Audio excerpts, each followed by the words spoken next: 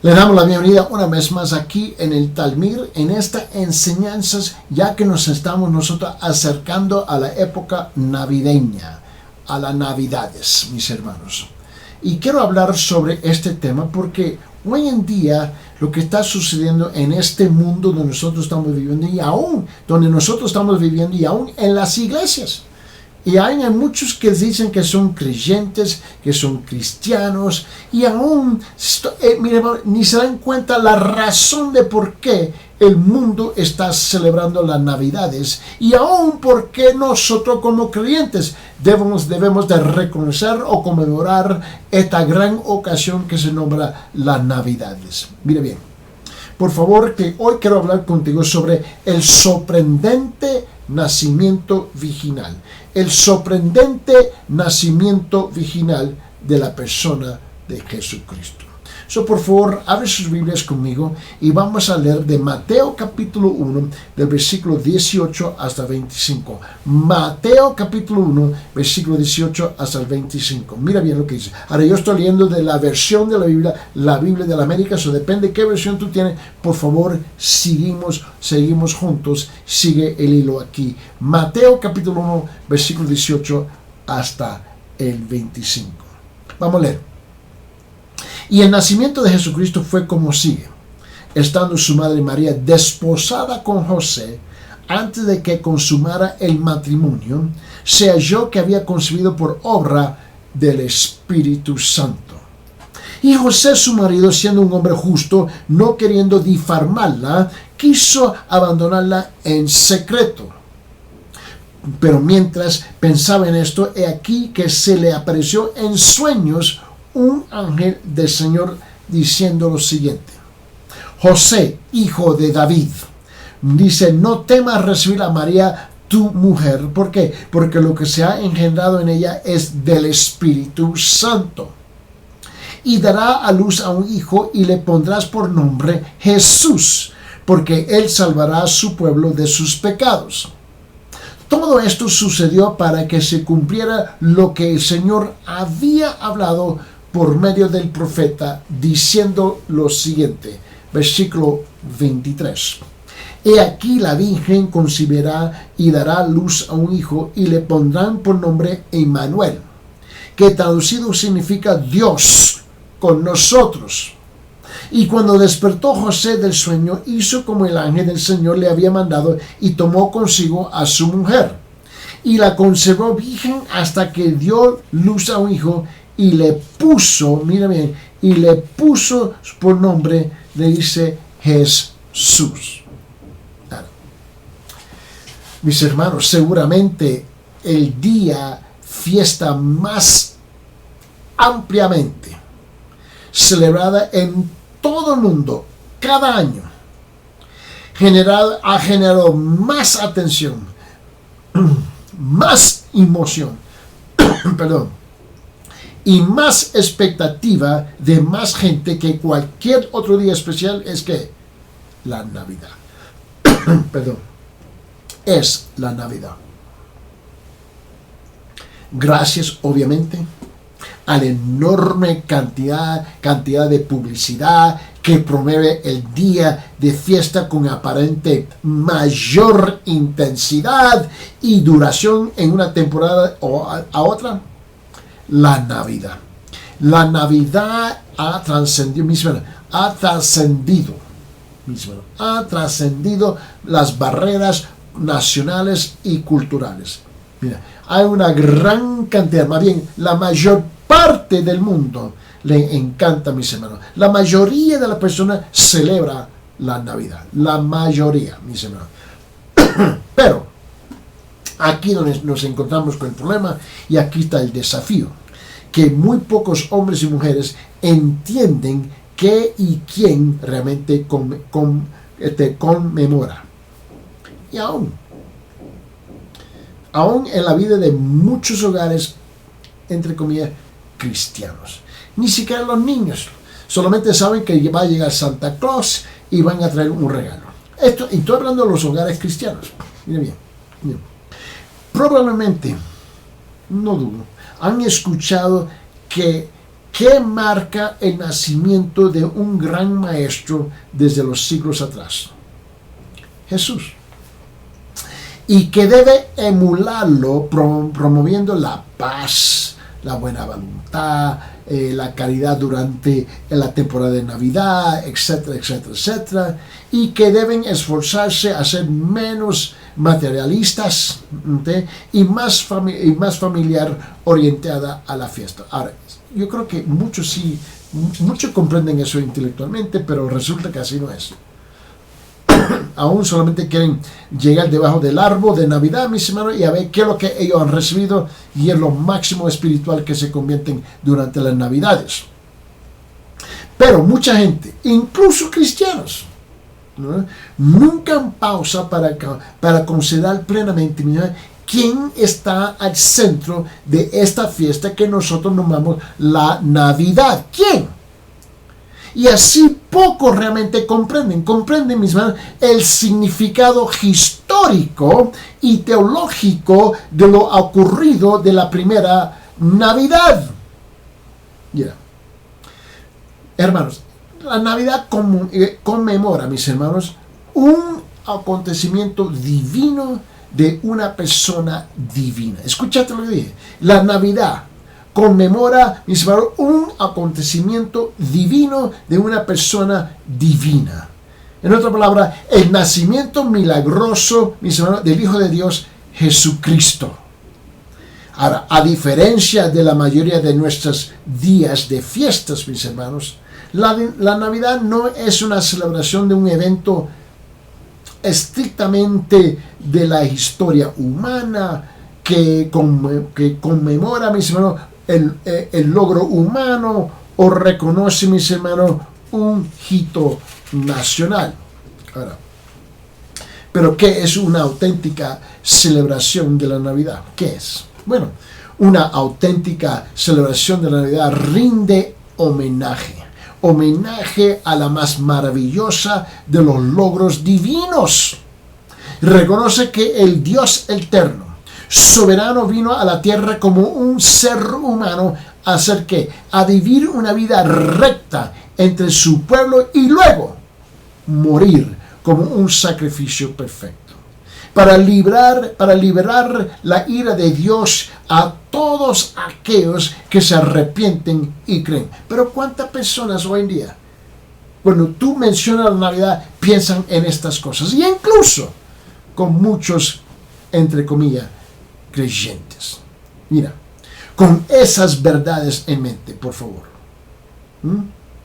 No nos atrevemos a trivializar,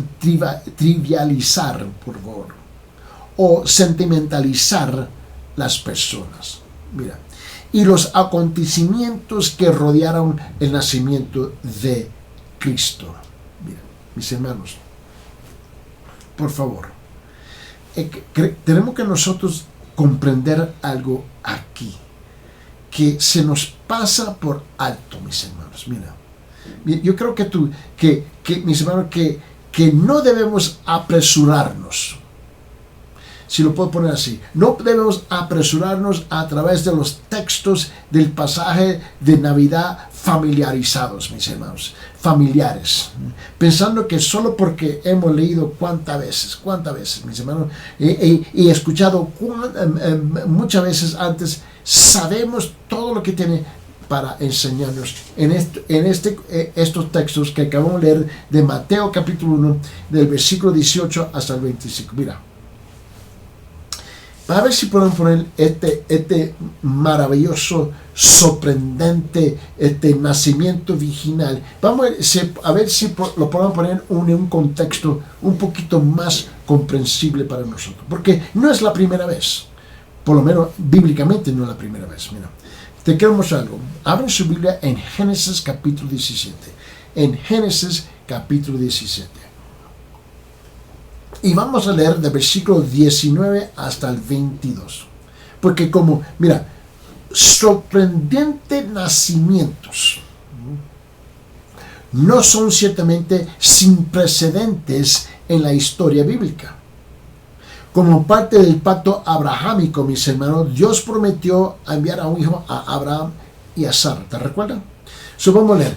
En Génesis capítulo 17, mira lo que dice el versículo 19 y 22. Pero Dios dijo, no sino que Sara, tu mujer, te dará un hijo, y le pondrás el nombre de Isaac. Y estableceré mi pacto con él, pacto perpetuo, ¿para qué? Para su descendencia después de él. Mira lo que dice el versículo 20. Y en cuanto a Ismael, te he oído, he aquí yo lo bendeciré y lo haré fecundo y lo multiplicaré en gran manera. Engendrará a 12 príncipes y haré de él una gran nación. Pero mi pacto lo estableceré, dice esto, con Isaac, el cual Sara te dará a luz por este tiempo el año que viene. ¿Cuándo? Cuando terminó de hablar con él, ascendió Dios dejando a Abraham. Obviamente sabemos que eso sí sucedió porque históricamente está registrado. Ahora, estaban también ambos más allá, estoy hablando de Abraham y Sara, más allá de la edad fértil normal, y se rieron ante la perspectiva de ser padres, pero a la última instancia, ¿qué pasó? ¿Qué pasó? Mira, mis hermanos. Presenciaron la llegada milagrosa de su hijo Isaac. Mira, abre su Biblia en Génesis capítulo 12. No, perdón, Génesis capítulo 21. En Génesis capítulo 21, mira lo que dice la palabra de Dios. Y vamos a leer versículo 1, 2 y 3, déjame ubicarme aquí en Génesis capítulo 21, vamos a leer aquí versículo 1, 2 y 3, dice, entonces el Señor visitó a Sara como había dicho, y hizo el Señor por Sara como había prometido, y Sara concibió, y dio a luz a un hijo Abraham en su vejez, en el tiempo señalado que Dios le había dicho, y Abraham le puso el nombre de Isaac al hijo que le nació y le dio luz Sara. Mira bien. ¿Tú te recuerdas la historia de Sansón? Ese otro nacimiento milagroso. Si tú tomas el tiempo, y por favor no lo abre ahorita, pero puedes leer todo el capítulo de Jueces capítulo 13. Jueces capítulo 13. Mira lo que pasa aquí. Porque aquí hay un ángel del Señor y le dijo a Manoa, ¿te recuerda ella? Y su esposa estéril, que tendrían un hijo especial. ¿Cómo le iban a creer? Fiel a las palabras del mensajero celestial, Sansón entró en el mundo y por un tiempo libró a los israelitas de la opresión de los filisteos. ¿Te recuerdas, Samuel? ¿Te recuerda el nacimiento milagroso de Samuel? ¿Te recuerda? ¿Te recuerda eso? Mira. Samuel, el primer profeta y el juez final y consagrador de los reyes, también demostró en su nacimiento el poder providencial de Dios. Perdón.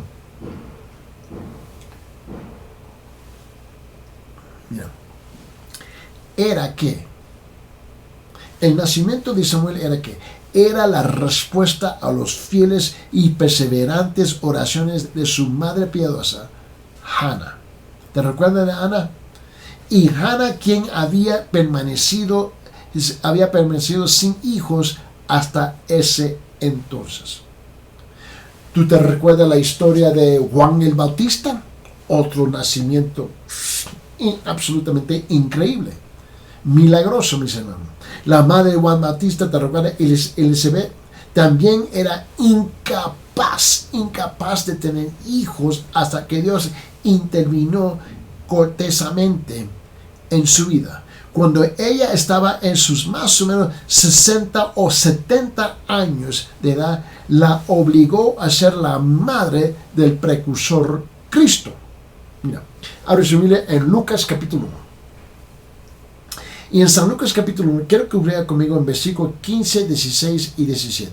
San Lucas capítulo 1, 15, 16 y 17. Mira lo que dice la palabra. Dice, porque él era grande grande delante del Señor, no beberá ni vino ni licor, o será lleno del Espíritu Santo aún desde el vientre de su madre. Y él hará volver a muchos de los hijos de Israel al Señor, le dice su Dios. E iré delante de él en el espíritu y poder de Elías. ¿Para qué? Para hacer volver los corazones de los padres a los hijos, y a los desobedientes a la actitud de los justos, a fin de preparar para el Señor un pueblo bien dispuesto. Mira,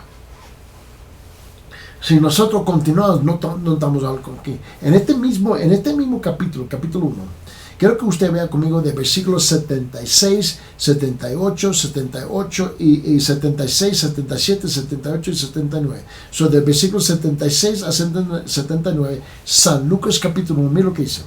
Y tú, niño, serás llamado profeta del Altísimo, porque irás delante del Señor para preparar sus caminos, para dar a su pueblo el conocimiento de la salvación por el perdón de sus pecados. Versículo 78. Por la entrañable misericordia de nuestro Dios, con que la aurora no visitará desde lo alto, para dar luz a los que habitan en tinieblas y en sombra de muerte, para guiar nuestros pies en el camino de paz. Mira. Ahora, pero ninguno de estos nacimientos especiales fue tan sorprendente. Ninguno de ellos fueron tan sorprendente como el nacimiento virginal del Hijo de Dios, nuestro Señor y Salvador Jesucristo. Vamos a tratar de captar, comprender esto un poquito más. En relación con el nacimiento virginal, y aunque el hecho del nacimiento virginal de Jesús es clara y concisamente declarado en las Escrituras, mira, la mente no convertida de la humanidad pecadora, mis hermanos, como ocurre con todas las doctrinas esenciales de la fe cristiana, resiste a abrazar la verdad de su nacimiento único. Y eso lo vemos todo el tiempo. Bueno, hablamos porque el meollo, el núcleo, la centralidad del Evangelio de Jesucristo es que hay un nacimiento sorprendente, maravilloso, extraordinario, y que es la persona de Jesús. Ahora, en primer lugar, hay como lo digo yo, hay una competencia de mitologías, ¿no?, y religiones del mundo que falsificaban el nacimiento virginal de Cristo con una proliferación, mis hermanos, de historias extrañas, raras y paralelos inexactas. Y eso se ha infiltrado en un montón de culturas, y aún en las religiones y aún en las iglesias. Mira, estas historias socavan, mis hermanos, y minimizan, mis hermanos, la singularidad y el profundo impacto del nacimiento de nuestro Señor. Ahora, hay varias cuentas, mis hermanos, varias cuentas ilustran el punto, mis hermanos. Por ejemplo, los romanos. Si tú tomas los romanos, mis hermanos, afirmaron que Zeus había impregnado a Semele sin contacto y había producido a Dionisio, mis hermanos, señor de la tierra, según la tradición de ellos y su mito. Ahora también, no solamente ellos, pero la religión babilónica también. La religión babilónica afirmó que un rayo del sol vino, mis hermanos, en la sacerdotista, mis hermanos, Semiramis, y concibió a Tamuz, el dios sumerio de la fertilidad. Y eso lo encontramos, mira, en el libro de Ezequiel. En el libro de Ezequiel capítulo 8, mira lo que dice la palabra de Dios en versículo 14. Ezequiel capítulo 8 en versículo 14. Dice, entonces me llevó a la entrada de la puerta de la casa del Señor que está al norte, y aquí había allí mujeres sentadas llorando a Tamuz. Tenemos gente que aún en las religiones, mis hermanos, que están orando y clamando a otro Dios. Te recuerda de la religión del budaísmo, el budaísmo. Te recuerda la madre de Buda, ¿no? Que supuestamente, mis hermanos, vio un gran elefante blanco entrar en su vientre, ¿no? Cuando ella concibió el filósofo indio deificado. El judaísmo, mis hermanos, enseña que el Vishnu divino, después de vivir como un pez, después de vivir como una tortuga, después de vivir como una jabalí, y después de vivir como un león, entró en el vientre de Devaki, ¿no? Y se convirtió en su hijo Krishna. Mira, Satanás siempre, mira, Satanás, mis hermanos, escúchame bien, Satanás, mira, siempre ha propagado a otras leyendas similares, siempre. Todos con el fin de ¿qué? Con el fin de socavar la naturaleza del nacimiento de Cristo y engañando a la gente verlo como un mito común o nada excepcional. Bien. Además, en esta edad científica y el surgimiento de las teologías moderno y posmoderno durante los últimos 2 siglos, han erosionado la confianza de muchos profesos creyentes en la realidad del nacimiento virginal. Junto con esa tendencia ha sido una notable disminución en el porcentaje de, entre comillas, cristianos que creen en la deidad de Cristo. Mis hermanos, esto asusta. ¿Pero por qué? Porque hoy en día conocen más todas las fábulas y las mitologías de un sinfín de otros que supuestamente nacieron y fue un nacimiento milagroso. Y ahora están en competencia con el nacimiento sorprendente virginal de la persona de Cristo. Mira. Por eso, pero ese pensamiento escéptico, mis hermanos, es una tontería y directamente contraria a la enseñanza explícita de los cuatro evangelios y las epístolas, mis hermanos, y el testimonio histórico de toda la iglesia, mis hermanos, primitiva, que Jesús no era otro hijo de Dios nacido en virgen. Mira, por desgracia, ¿cómo lo digo? Por desgracia, una actitud del corazón de incredulidad acerca de la identidad de Jesús ha caracterizado la mayoría de los hombres y las mujeres desde la caída del tiempo del mundo. Mira, los judíos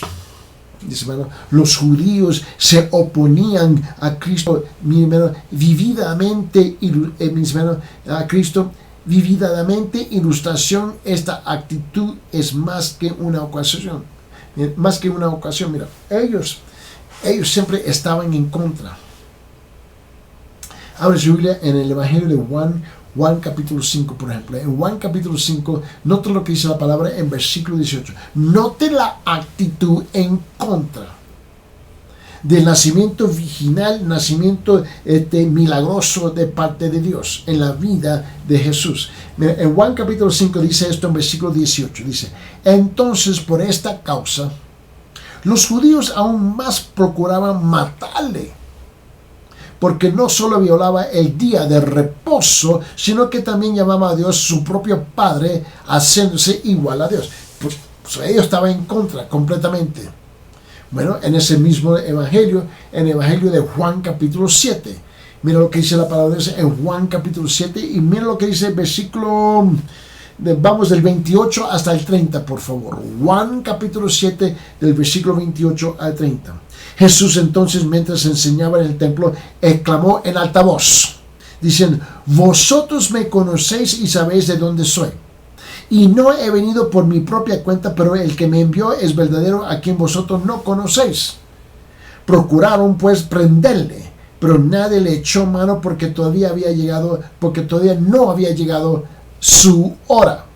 Mira, también el Evangelio de Juan. Y en Juan capítulo 10, mira lo que dice la palabra. Vamos a ir deja ver, permíteme un momento. Vamos del versículo 30, Juan capítulo 10, del versículo 30, y vamos hasta el versículo 39. Juan capítulo 10, del versículo 30 a 39, vamos a leer. Mira lo que dice. Yo y el Padre somos uno.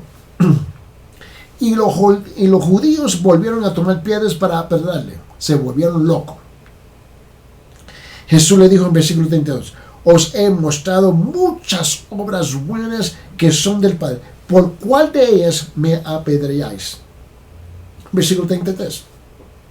Los judíos le contestaron, no te apedreamos por ninguna buena obra, sino por blasfemia, y porque tú, siendo hombre, te haces Dios. Jesús le respondió, ¿no está escrito en vuestra ley? Dice, yo dije, ¿sois dioses? En versículo 35, y si aquellos quienes vino a la palabra de Dios los llamó dioses, y la escritura no se puede violar, mis hermanos, a quien el Padre santificó y envió al mundo, vosotros decís blasfemas, porque dije, yo soy el Hijo de Dios. Y le dice, y si no hago las obras de mi Padre, en versículo 37, no me creáis. En versículo 38, pero si las hago, aunque a mí no me creáis, cread las obras. Las obras, dice, para que sepáis y entendáis que el Padre está en mí y yo en el Padre. Por eso procuraban otra vez prenderle, pero se le escapó de entre las manos. Mira.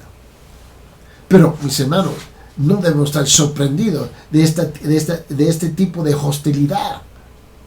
Pero tal hostilidad y falta de fe no deben, mis hermanos, desalentarnos o disuadirnos de aceptar y defender la verdad del nacimiento original de Cristo. Pero estamos más locos para ir al mall a comprar los juguetes que cualquier otra cosa. Mira, ¿no te recuerda el apóstol Pablo? Mira. El apóstol Pablo nos recuerda de esto. Mira lo que dice en Romanos capítulo 3, en versículo 3. Romanos capítulo 3, del versículo 3 al 4. Mira lo que dice la palabra. Porque la opinión mundial, popular que sea, rara vez es una fuente confiable de la verdad. Mira, el noticiero no va a dominar mi vida. Yo lo escucho, pero no va a dictar mi caminar, cómo es que yo voy a actuar. Mira, en Romanos capítulo 3 dice esto. Dice en versículo 3 y 4, dice, entonces, ¿qué? Si algunos fueron infieles, ¿acaso su infidelidad anulará la fidelidad de Dios? De ningún modo. Antes bien, se ha hallado Dios veraz, aunque todo hombre sea hallado mentiroso. Como está escrito, para que seas justificado en tus palabras y venzas cuando seas juzgado. Ahora, en ese mismo libro de Romanos, mira lo que dice en capítulo 10, versículo 16. Romanos capítulo 10, versículo 16. Mira lo que dice la palabra. Dice, sin embargo, no todos hicieron caso al evangelio. Porque Isaías dice, Señor, ¿quién ha creído a nuestro anuncio? ¿Quién? Ahora, en Isaías, capítulo 53, versículo 1. Isaías, capítulo 53, versículo 1. ¿A quién ha creído nuestro mensaje? ¿Y a quién se ha revelado el brazo del Señor? Sin duda alguna. Por lo tanto, el Espíritu Santo actuaba con propósito significativo en dedicar un pasaje del Evangelio de Mateo. Y en la parte delantera del Nuevo Testamento, ¿para qué? Para establecer de inmediato la humanidad y la divinidad de nuestro Señor Jesucristo. Mira, su encarnación, entendida correctamente, es fundamental para el cristianismo. No pudo haber ningún trabajo genuino de redención aparte del hecho de que Dios se hace hombre, y por ser completamente Dios y completamente hombre, reconciliando a la gente a sí mismo a través de su muerte expiatoria y su resurrección física. Mira, si Jesús no había sido humano y divino, no habría ningún evangelio que podíamos